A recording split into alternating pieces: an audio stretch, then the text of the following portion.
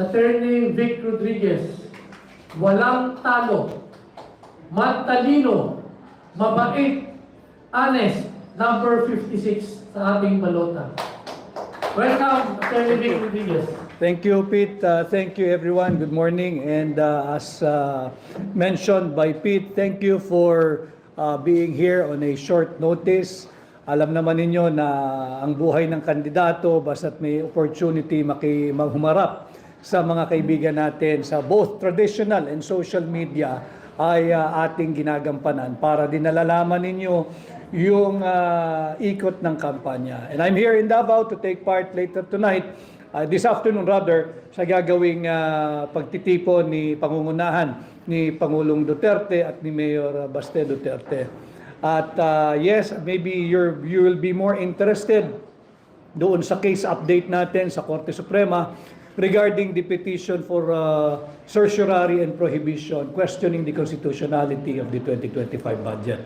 Supposedly, ngayong araw ay magaganap yung preliminary conference. Subalit, humingi nga ng extension of time ang Office of the Solicitor General to submit, to make their submission doon sa comment na pinag-uutos ng Korte Suprema. So it was pushed back to March 5, yung preliminary conference. At we have yet to see a copy because we filed a motion to issue subpoena duces tecum on the original copy of the enrolled bill. Apparently, nakapag-submit na, may submission na yung gobyerno through the Office of the Solicitor General at hindi pa namin nakikita yung kopyang yan. But in their compliance, nakapag-sumite na raw sila nung kopya ng enrolled bill. It is important because ang ating babalik-balikan lagi ay yung mga blanco sa Bicameral Conference Committee. It is our strong position that you cannot have a signed General Appropriations Bill and sign it and make it into a law kung ang basihan mo ay yung mga blankong Bicameral Conference Committee report. It's highly anomalous, as I have reiterated many times in the past. Itong GAA at yung Bicameral Conference Committee report that was signed, ratified, approved, and filed before the House of Representatives Bills and Index Service is nothing but a product of a very poisonous legislative process. So, yun ang update.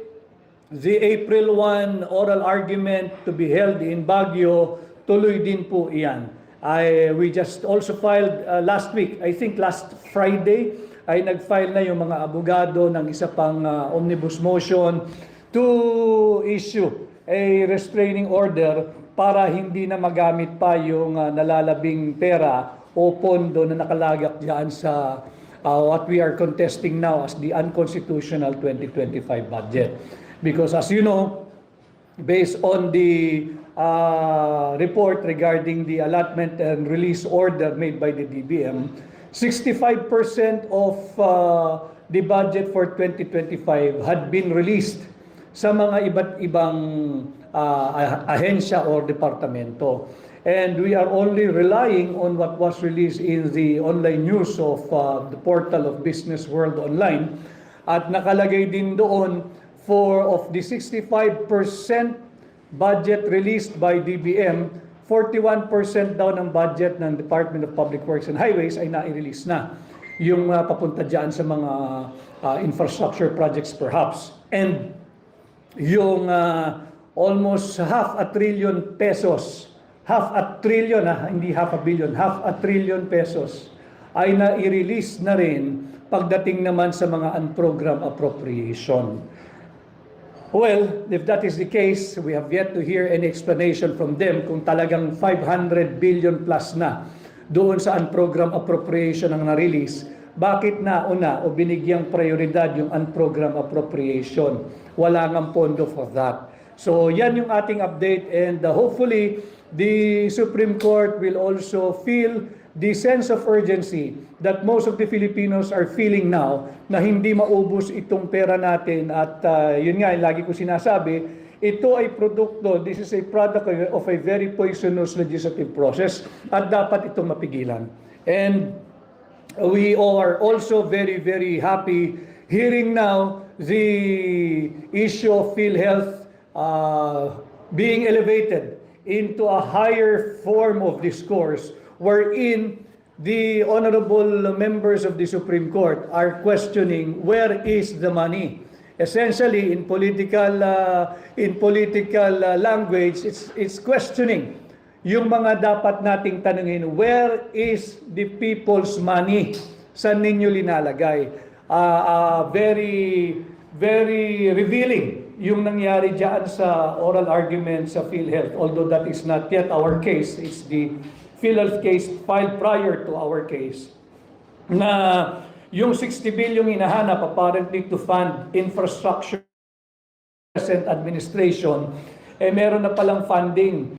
Fully funded pala yung sinasabing Panay Negros Guimaras Bridge or Highway na 174.5 utang na sa Export-Import Bank of Korea. So kung meron ng pondo yan, fully funded na, meron pa yatang augmentation or supplemental funding ng 23 and 24 national budget, bakit kinakailangan pang kunin yung 60 billion pesos ng sambayan ng Pilipino na nakalagak sa PhilHealth? And again, malinaw din sa ating saligang batas na yung mga money collected or taxes collected for special purpose cannot be used and shall be treated as a special fund to be used only for such purpose that which it was collected.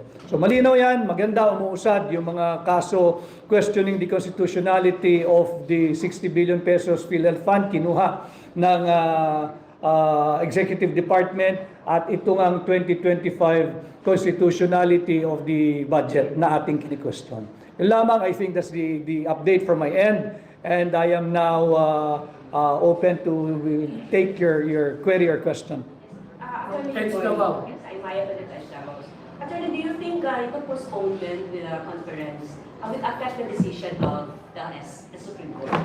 No, it's just a 5-day period na postponement. From today, February 28, na-move lang ito into March 5. And I think it was, the reason I think, is late nga yung submission nila nung kanilang comment. Nag-file lang sila ng kanilang motion na asking for another 5 days last Friday. Today is already Friday, last Friday. And I don't think na aksyonan agad yan ng korte sapagkat almost end of office hours na nung Friday nila sinadmit yun. And hindi nga biro yung kaso dahil we are questioning the constitutionality of the 2025 budget. So we'll take it on its face value na na-move lamang dahil late sila nakapagkaroon ng submission. But are you optimistic naman with this will yield positive result? Well, even before we filed the case before the Supreme Court, we're very confident because yung apat yung grounds natin eh. Unang-una, yung higit na malaki yung funding na binigay ng administrasyon sa public works instead of sa education sector. And that is a clear violation of our Constitution, Article 14, Section 5. At ganun din na yung budget process na hinijak ng BICAM or BICAM, yung NEP na sinumite ng Office of the President. Dahil nga, yung executive naman talaga ang nagpo-program, nagpaplano, nagsusubmit ng taunang budget ng buong gobyerno. And again, also using as anchor our Constitution, hindi maaaring iangat ng Kongreso yung panukalang budget ng Office of the President or the Executive Department. Bakit pa sila nagmi-meeting? Yung Development Budget Coordination Committee kung hindi rin naman susundin yung mga naging panukala ng Executive Department. Alam na Executive Department magkanong pananalapi ang kinakailangan patakbuhin ng buong gobyerno. Sama na dyan ang Legislative at saka yung Judicial Department. Bakit nakikialam ang BICAM at hina-hijack yung panukala ng Executive Department through the Office of the President by the submission of the NEP at papalitan ng BICAM? Ang BICAM, wala siya sa budget process. Ang trabaho lang ng BICAM or Bicameral Conference Committee ay i-reconcile yung mga conflicting line items o yung mga amount. Pero hindi niya pwedeng amendahan yung naaprubahan na ng lower house at ng upper house. Reconciliation na lang yan. Hindi niya pwedeng palitan. In this case, in 2025 budget, pinalitan, in-overhaul ng Bicameral Conference Committee yung nabalangkas na pagdebatihan na at inaprubahan na ng mababang kapulangan at nung Senado. Hindi pwede yan, bawal yan, wala sila dyan sa budget cycle ng pagpasa ng ating taon ng budget. And of course, yung issue natin ng PhilHealth na meron na naunang kaso na dinidinig, it is unconstitutional to give PhilHealth zero budget for 2025, not for 2025, not even in the succeeding years. Why? Merong special fund that is meant specially to fund PhilHealth. And yung ating tinatawag na Republic Act 11223 o yung Universal Healthcare Law. Therefore, hindi mo pwedeng bigyan ng zero allocation or appropriation yung PhilHealth. Alam ito ng lahat ng kagaya ninyong nagtatrabaho. Alam ito ng lahat ng manggagawa. Dahil meron tayong mandatory contribution monthly na binabawa sa sweldo ninyo na dapat napupunta sa PhilHealth. Hindi yan pera ng gobyerno alone. Maraming pera dyan galing sa pribado. Yung binabawa sa sahod ng sambayan ng Pilipino. Nung manggagawang Pilipino. Buwis yan eh. Yung buwis na yan is intended to fund yung mga kinakailangan under the Universal Healthcare Law. Hindi pwedeng zero. This is the third ground ng ating petition sa Korte Suprema. And of course, yung flawed budget process na ginawa nila at yung mga blanco sa Vice-Cam report na ating kini-question. We are very confident that the Supreme Court will see the value or contained in those arguments presented before them. Thank you po. Yes. News 4. Attorney Ruth Palo po, News 4. Since nahumingi ng extension yung government attorney sa submission ng documents, do you think walang mekos-mekos na mangyari doon sa mga documents? Possible ba yun? Well, pagka walang transparency and accountability sa administrasyon, kagaya ng nangyayari ngayon, posible ang mga kung ano mang adjustment ang gagawin nila. But we are able to secure some documents and we had it certified, and that's why we are looking forward to the conduct of the preliminary conference to see what they're going to submit and compare it with what we have. And pag malaki yung discrepancy dyan, lalo lamang lulubog ang mga gumagawa niyan in the present administration. Attorney, ask ko na lang din ito. May alam ka doon sa dalawang babae na nahuli doon sa Hong Kong, yung withdrawal nila? Again, they lack transparency. Ang pinangalanan lang yung isa. Yung babae na apparently daw ay lawyer ay hindi pinapangalanan. Where is the transparency here? Where is the accountability here? Yung isa ang parang depensa nag-uulyanin na. Something like that. I read it sa isang online news na nag-uulyanin na yun yata ang depensa nung pinangalanan. Pero merong isa yung babae na abogada na hindi pinapangalanan. We have to know. Para din yan yung question ni Pangulong Duterte. Kanino ibinenta yung 20 o 25 toneladang ginto na reserve ng Bangko Sentral ng Pilipinas. Dapat malaman din natin yun, kanino ibinenta at magkakano ibinenta at anong kadahilanan na tayo ay nagbenta.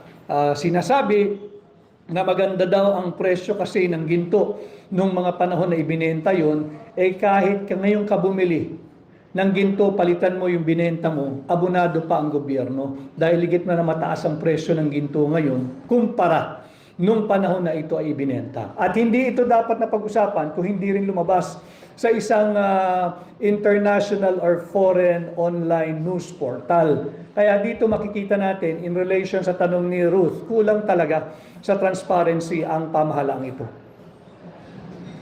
Sir, follow up lang dun sa gold issue. Sinabi ni Ma'am Pierre Castro na regular naman daw ginagawa yan ng Bangko Sentral na nagbebenta para hindi masyadong magastos para sa government at sa pakikita yung gobyerno. Hindi ba yan nangyayari during your incumbency as Cabinet Secretary? Well, I do not recall during my stint in the government na may nangyaring ganyan. Assuming for the sake of discussion today that it is regular, all you have to do is to be more transparent. That's all the Filipino people are asking from this administration. Be more transparent. Sabihin ninyo kung kailan ito binenta, bakit ibinenta, kanino ibinenta, magkakano binenta. These are the fundamental facts na gusto marinig ng tao. Hindi kinakailangan maging adversarial or antagonistic ang sagot ng gobyerno. Bawal na bang magtanong? Lahat sila ay trabahante natin. Lahat sila ay sumasahod mula sa buwis natin. Pag nagtatanong ang mamamayang Pilipino, obligasyon nilang sumagot. Hindi awayin ang nagtatanong sapagkat karapatan ng Pilipino malaman ano ang nangyayari sa kanyang pamahalaan. And that is what Hakbang ng Maisog is advocating for. Transparency, accountability, peace and security. Sir, yan naman, Sir Biggs, TCRB Davao. Sir, are you urging pa rin sa President ng pag-manifest? Sa lahat. Sa lahat. Sa lahat. The call has been there for quite a while. Sa lahat. Not just to single out the president. Sa lahat. Bakit ang presidente lang? Ang sinasabi lang, kaya lang siya ang laging natutuunan ng pansin because lumalakas yung clamor na leadership by example. Lahat ng tao nagsasabi higit mataas ang antas ng krimen ngayon. Lahat ng tao nagsasabi lipanan na naman ang droga at ang pruweba nga ng mga ordinaryong Pilipino, napakamura na ng halaga ng kada gramo ng shabu. Ngayon sa lansangan, ibig sabihin, yung law of supply and demand, talagang bababa ang presyo niyan kung bumabaha sa kalsada ng illegal na droga. That is why the people are advocating na labanan itong paglaganap muli ng illegal na droga. Comment niyo, sir, na ayaw ng President, sir. Let the people be the judge. I will always anchor my call on Article 11, Section 1. Public office is a public trust. The same article of our Constitution that they are using against the Vice President. Article 11, Section 4. Yan din ang ginagamit nila. Yung Article 11 kasi yung accountability of public officials. Kung sinasabing hindi dapat yung Article 11 Section 1, dahil hindi rin dapat yung impeachment na under Article 11 Section 4, di ba? Dapat parehas. Bakit iba yung batas para sa kanya, iba yung batas para sa pangalawang Pangulo? Kailangan parehas. Brigada. Sir, good morning. Julius po sa Brigada. Good morning.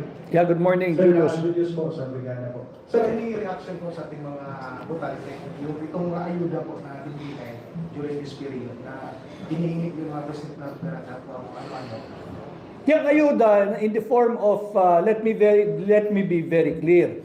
Dalawang anyo ang ayuda. Yung isa yung conditional cash transfer. Ito po yung 4Ps na may mga conditionality that you have to meet para patuloy kang nandyan sa listahan, pero hindi ka forever dyan. Dahil wala namang forever. Gagraduate ka dapat dyan. Pagka nakapagtapos na sa pag-aaral yung mga anak mo and so on and so forth, para others will be given, others who are similarly situated will be given a chance na makatanggap ng conditional cash transfer. Ang ating inaayawan yung unconditional cash transfer, yung unlimited na ayuda. Ito nga yung AYIX at yung AKAP.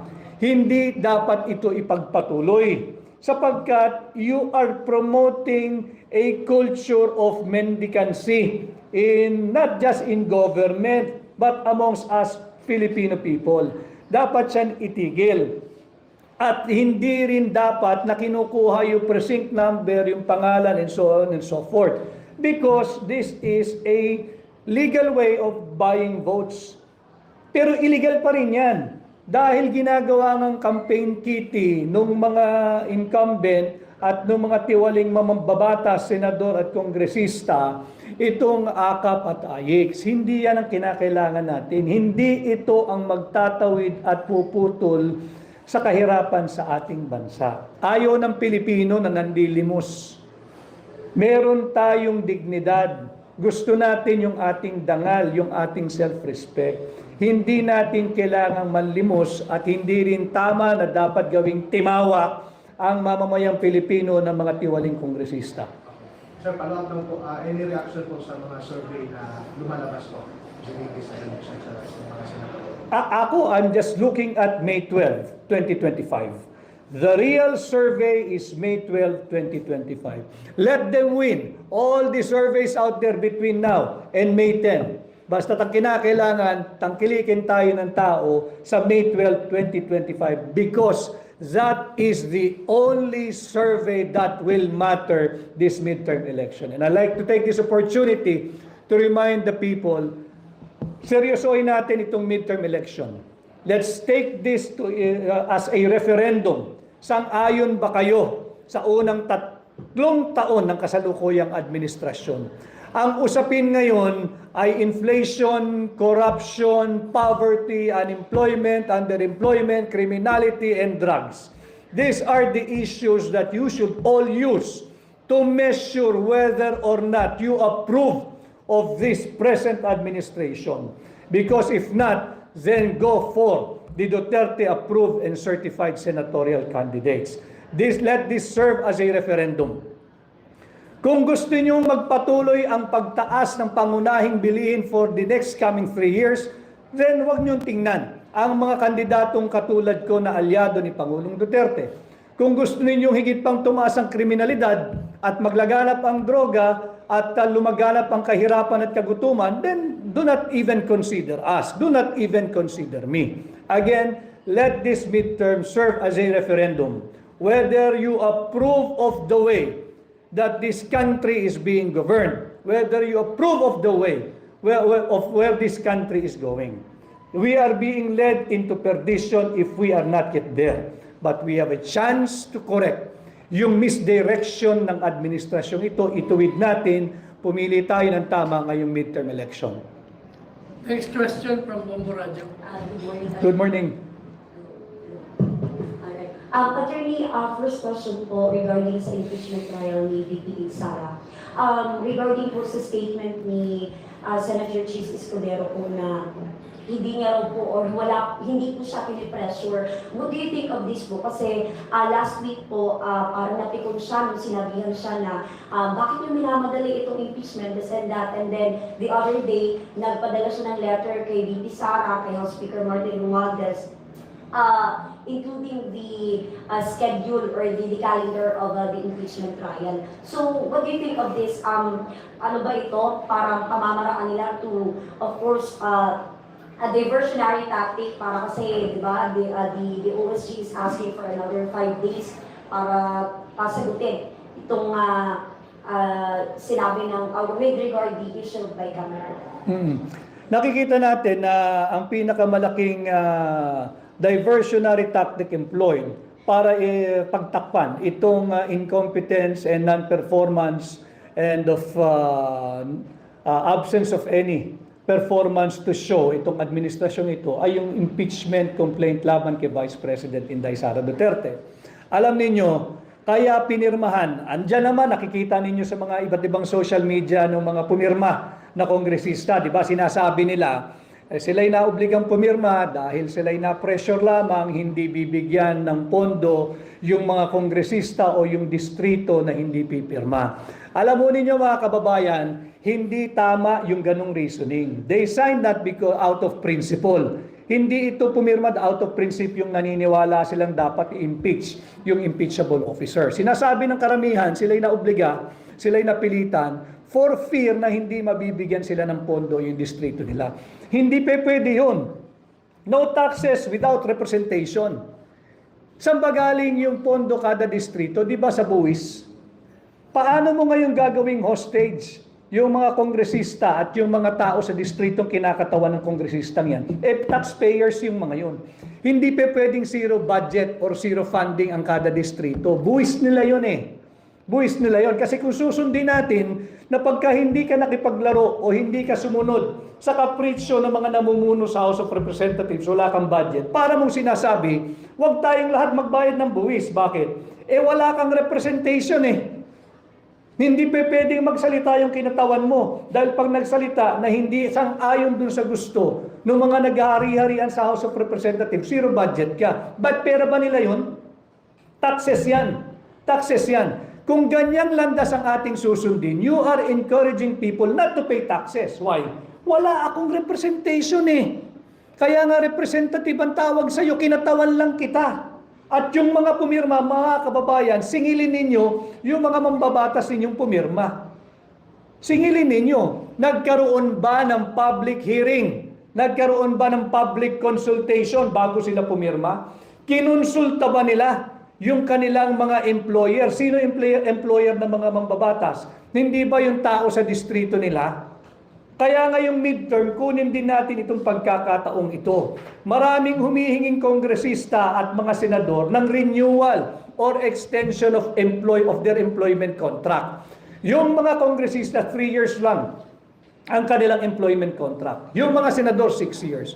Now, yung mga up for renewal, humihingi uli ng extension, 3 taon o 6 na taon. Tingnan ninyo yung performance nila sa Congress. Gawin nating batayan itong pagpirma sa unconstitutional impeachment complaint. Kung kayo sa distrito ninyo ay hindi kinonsulta, walang public hearing, sisantihin na ninyo yung mga kongresista ninyo. Sisantihin na ninyo yung mga senador na magbibigay aksyon dito sa unlawful and unconstitutional impeachment complaint. Huwag ninyo silang bigyan ng extension, palitan ninyo. Bakit? Dahil sila'y pumirma, dahil wala daw pondo distrito, hindi nila pinaglaban yung buwis na binabayad ng mga tao sa distrito nila. Hindi pwedeng walang representation dahil pag sinunod natin yung landas na yan, they are encouraging people, all ordinary Filipino people, not to pay taxes. Because ang nagiging premise is, wala kayong representation sa Kongreso. Pagka ganyan ang premise, di no taxes kung walang representation. Kasi ganun din naman ang nangyayari. Wala naman kayong ibibigay na pondo. You cannot give zero funding for every congressional district because nandiyan ang gagaling yung buwis. Hindi sa bulsa, hindi sa personal na bulsa, o personal na ari-arian o personal na pera nung mga naghahari-harian sa House of Representatives. Okay, last question on my end. Yes. Last question on my end, attorney. I don't know if you heard about this too. Dito sa amin kasi may nag-issue last week na kapitan at saka running for a congressman. Sumama itong congressman sa distribution ng DSWD ng ayuda. What do you think about, what is your take about this issue ko? Kasi yung magpapakili bilang isang kongresista, depensa niya po is that sumasama lang daw sila knowing that Secretary or DSWD Secretary Gatchalian said already na hindi nila pahihintulutan na mababahiran ng politika itong distribution ng DSWD. Ikaw naman, naniniwala ka ba sa sinasabi nila? Wala naman sinasabing totoo. Yung sinasabi nilang hindi mababahiran ng politika, it's all about politics. Kaya nga nila binastardize yung proseso, ng tamang prosesong pagpasa ng budget dahil sa politika.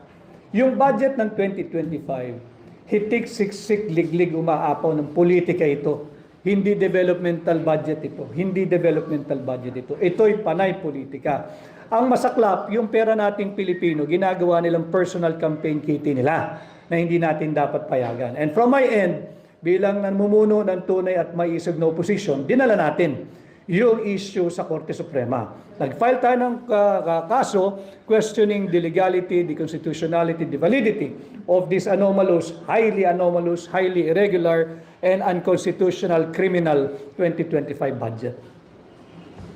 Okay, we'll take the last questions from SMNI. Yes. Brenda po from SMNI. Hi, Brenda. Good morning. Good morning.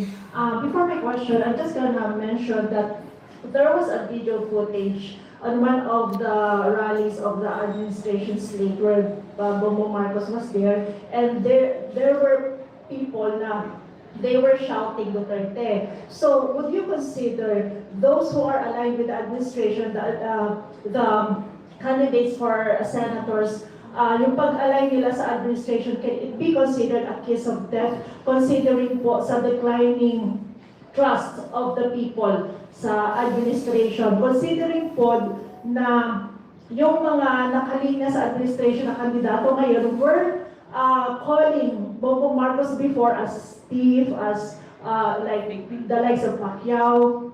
We saw the video before that he is calling Marcos corrupt, and then 180 degrees nag-change yung kanyang comment. So my question is, would you consider that being aligned with the administration on this election a case of death? I don't think I'm the proper person to be asked and to reply to your question, ma'am, dahil ako'y kapwa-kandidato rin. And let the people be the judge of their character, their decision-making process, kung bakit sila naroroon at bakit totally opposed doon sa kanilang sinasabi in the past. But I think with due respect and most respectfully, ma'am, I rather not reply dahil hindi magandang ako ang sasagot dahil pare-pareho kaming kandidato pagka-senador. Let the people be the judge sa kanilang desisyon. Okay, last question on my end. Sir, there was a statement from, I think, Claire Castro, the USEC of TCO, na i-return daw yung PhilHealth Fund na inirimit ng PhilHealth before sa DOF, so sa Treasury. So what's your comment on that? Ngayon nagsabi naman sila na ibabalik daw kung ipapabalik ng Korte Suprema. Well, I don't think it could be her personal opinion. I don't think her statement reflects the sentiment of the administration that she is serving. Why? If that is their position, how come on the first place kinuha nila yung 60 billion ng PhilHealth? Pangalawa, bakit binigyan ng zero funding ang PhilHealth? Pangatlo, tigit sa lahat, why do you have to wait for a ruling coming from the Supreme Court declaring, assuming it will be declared that what they did is illegal, is criminal and unconstitutional?